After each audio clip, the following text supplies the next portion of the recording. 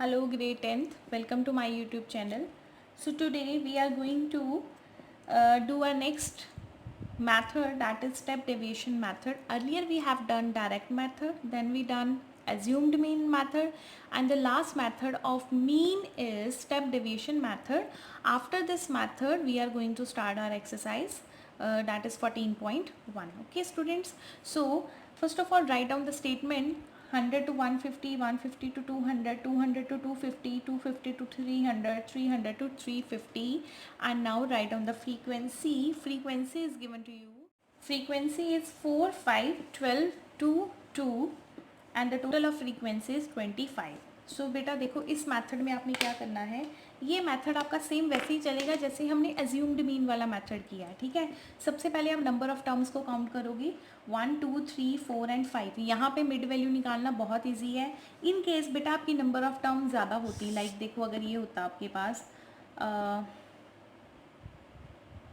1, 2, 3, 4, 5, 6. अब इसकी mid value क्या होगी, इसकी मिड वैल्यू 3 भी हो सकती है, 4 भी हो सकती है. आप दोनों में से कोई भी लेके क्वेश्चन कर लो, आंसर सेम आएगा, कोई फ़र्क नहीं पड़ेगा. ठीक है, तो अब यहाँ पर देखो नंबर ऑफ टर्म्स आपकी 5 है, लेकिन सबसे पहले आप क्या फाइंड करोगे, you are to find X I. Right, find X I. X I कैसे फाइंड करना है, 100 प्लस 150 डिवाइडेड बाई 2 कितना आएगा, 250 बाई 2, 250 इज 125. फाइंड आउट बेटा लिखो इसको.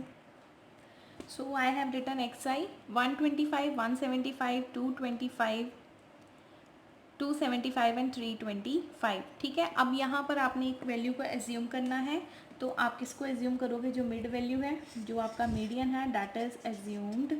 तो अब आप क्या करोगे, नेक्स्ट इज, क्योंकि बेटा देखो यहाँ पे डायरेक्ट मेथड लगाना पॉसिबल भी नहीं है कि एफ आई को आप एक्स आई से मल्टीप्लाई करके लिख दोगे, तो it's not possible for us.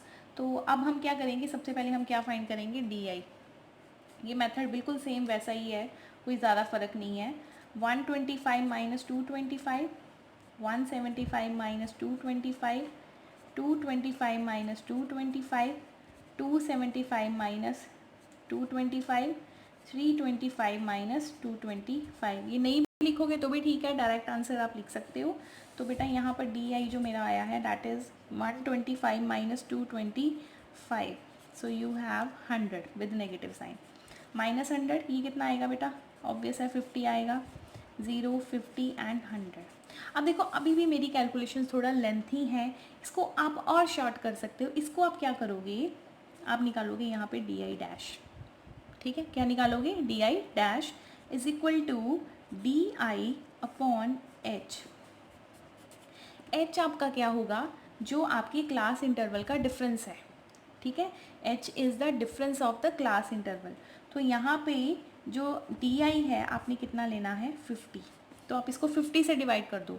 100 upon 50 कितना आएगा बेटा, -2, -1, 0, 1, 2. ठीक है, ये आपका आ गया डी आई डैश. मैं दोबारा से लिख देती हूँ, डी आई डैश आ गया आपका -2, -1, 0, 1 एंड 2. नेक्स्ट स्टेप में देखो आपने क्या करना है बेटा, नेक्स्ट स्टेप में आपने करना है एफ आई और डी आई डैश को मल्टीप्लाई. ठीक है, तो ये आप इजीली कर सकते हो ना. तो आप यहाँ पे क्या लिखोगे, F I D I dash. ठीक है, अब देखो बड़ी इजीली मल्टीप्लाई हो जानी है, नो नीड ऑफ कैलकुलेटर, आप ऐसे ही कर सकते हो. 4 इंटू -2 -8, 5 इंटू -1 -5, 12 इंटू 0 0. थोड़ा ध्यान से करना, ठीक है. 2 इंटू 1 2, 2 इंटू 2 4. अब देखो 4 और 2 ये हो गया आपका 6. ये कितना हो गया, -13, -13, 6, -7. तो आपका जो F I D I dash है वो कितना आ गया, -7. अब आप सारी वैल्यूज यहाँ पे पुट कर दोगे. Assumed mean is 225, summation F I D I dash is -7, summation F I is 25 into H. H is the difference of class interval. ठीक है, तो ये वो लेना, 10 है 10 ले लो, 20 है 20 ले लो, 50 है 50 ले लो. तो यहाँ पर क्या लिखोगे, 50. ठीक है, उसके बाद अच्छा ये मैंने लिखा आई वेरीज फ्रॉम 1 to 5. आपने लिखना है लिखते ना, नहीं लिखोगे तो भी ठीक है, नहीं तो सीधा ही समीशन डाल दो, नो प्रॉब्लम. 25 2 ज़ा 50. बोर्ड मास पहले इसको सॉल्व करना है, पहले भी मैंने बताया था. ठीक है, 225 -14, तो बेटा कितना आंसर आएगा, 211 is your mean, is your x bar. That is your method, step deviation method. So you are to do questions according to that. अब बेटा मैं यहाँ पर ना एक क्वेश्चन और कर देती हूँ जिसमें आपको दो इवन नंबर मिलेंगे, तो आपने वहाँ पे एज्यूम्ड कैसे करना है, ठीक है, इवन नंबर के लिए। तो बेटा देखो ये क्वेश्चन मैं कर रही हूँ, ये हमने पहले भी क्वेश्चन किया हुआ है, तो अब इसको हम स्टेप डेविएशन मेथड से करेंगे, ठीक है। तो यहाँ पर आपके पास देखो, आप चेक करोगे इवन नंबर ऑफ टर्म्स है 1 2 3 4 5 एंड 6। तो 6 में आप मिड वैल्यू 10 भी ले सकते हो, 14 भी ले सकते हो, जो भी आपको कन्वीनियंट लगे आप ले लो, कोई प्रॉब्लम नहीं है, आंसर बिल्कुल सेम आते हैं, ठीक है। तो मैं 10 ले रही हूँ क्योंकि 10 में से माइनस करना ना मुझे थोड़ा ईजी रहेगा। इसको मैंने ए ले लिया। अब हम क्या निकालेंगे, क्या निकालेंगे बोलो, डी आई मतलब एक्स आई माइनस ए, ठीक है, डी आई मतलब एक्स आई माइनस ए। तो करो बेटा 0.02 माइनस 0.10 कितना आएगा, माइनस 0.08, डायरेक्ट कर दे, माइनस 0.04, 14 माइनस 10 0.04 को सेम ही आना होता है, 0.08, 22 में से 10 माइनस करोगे तो 0.12। तो ये आपका क्या आ गया, D I, this is your D I. अब बेटा देखो यहाँ पर कॉमन डिफरेंस कितना है, मतलब h कितना है आपका, h इज इक्वल टू 0.04 है ना, किसी को भी माइनस करके देख लो, 0.04 इज द डिफरेंस। तो बेटा यहाँ पे मैं डी आई डैश निकाल रही हूँ, डी आई डैश कैसे निकाल रही हूँ, डी आई को आप डिवाइड कर रहे हो 0.04 के साथ।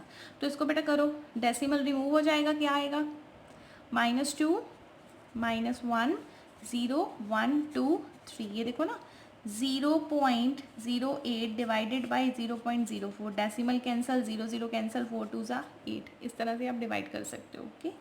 सो ये डी आई डैश भी आ गया। अब क्या करोगे, एफ आई और डी आई डैश को आपने क्या करना है, मल्टीप्लाई, ठीक है। अब देखो 4 2 ज़ा 8 with negative sign, -9, 9 0 ज़ा 0, 2 1 ज़ा 2, 4 2 ज़ा 8, 3 2 ज़ा 6, ठीक है। 8 और 2 10, और ये क्या बन गया 16, और ये क्या बना आपका -17, ठीक है, -17 एंड 16। तो -17 एंड 16 -1, राइट। तो अब आप फॉर्मूला लिखोगे, write down the formula, X bar equals to A plus summation F I D I dash upon summation F I into H, ठीक है। ए की वैल्यू पुट कर दो, व्हाट इज ए को पुट करो बेटा, ए क्या है भाई 0.10 plus F I D I dash -1 upon F I 30 into common difference है 0.04। अब आपने पहले बोर्ड मास के अकॉर्डिंग पहले इसको सॉल्व करना है, कभी गलती नहीं करनी, बहुत बच्चे गलती करते थे। वो क्या करते थे कि प्लस माइनस माइनस करके ना पहले इसके साथ एडजस्ट कर देते थे और बाद में मल्टीप्लाई। नो, बोर्ड मास में पहले मल्टीप्लाई फिर divide. So you have 0.10 plus minus minus 0.04 upon 30, ठीक है। तो आपको मिला 0.10, इसको रिमूव करके लगा दो 100, सो यू हैव 4/3000, क्वाइट डिफ़िकल्ट। तो पहले इसको मैं कैलकुलेशन कर लेती हूँ, फिर हम आंसर लिखते हैं। तो बेटा आफ्टर कैलकुलेटिंग इट, ये देखो मैंने इस तरह से कैलकुलेट कर लिया। मैंने क्या किया, 4/3 को सेपरेट कर लिया, 1000 सेपरेट कर लिए, 4 को 3 से डिवाइड करके 1.3 आ गया अपॉन 1000, ठीक है। तो ये डेसिमल हटा के फिर एक और 0 आ गया, तो आपका आंसर आएगा 0.0013। 0.10 में से माइनस करोगे आप 0.013, तो आपका आंसर आएगा 0.9987 अप्रॉक्सीमेटली। अच्छा बेटा ज़रूरी नहीं है कि आपका यही आंसर होगा, किसी का कुछ और आ रहा होगा, लेकिन ना आप चेक कर लिया करो कि डेसिमल के बाद 1-2 डिजिट आपके सेम आने चाहिए, डेसिमल के बाद वाला डिजिट तो सेम होना चाहिए। लाइक अगर किसी का 0.8 आ रहा है तो that will be the question markable, otherwise किसी का 0.98 है, किसी का 0.97 है, वो ठीक होगा, ठीक है। So that's enough for today. Our exercise 14.1 is completed. Tomorrow we will discuss the difficult questions of exercise 14.1. Thank you students. Stay tuned, stay connected, stay at home and take care of yourself. Thank you.